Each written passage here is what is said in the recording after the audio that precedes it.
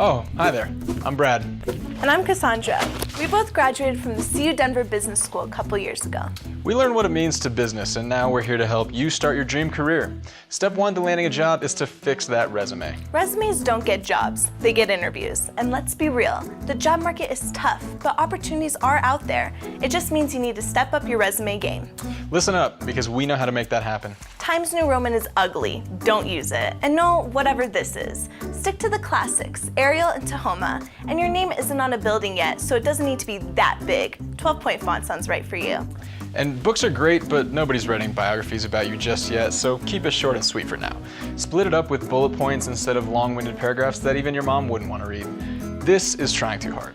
You're not a scientist. Lose the tables, the underlining, and the italics. People are busy. Don't make them read more than they have to. Your job is to convince people why they should hire you. Show them relevant experience, including projects and classes.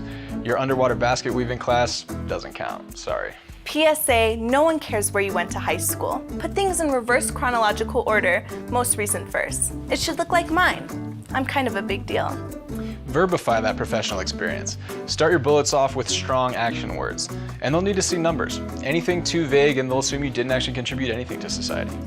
You aren't properly businessing if you're too humble. Talk about your community involvement and your leadership skills. Recruiters eat that stuff up.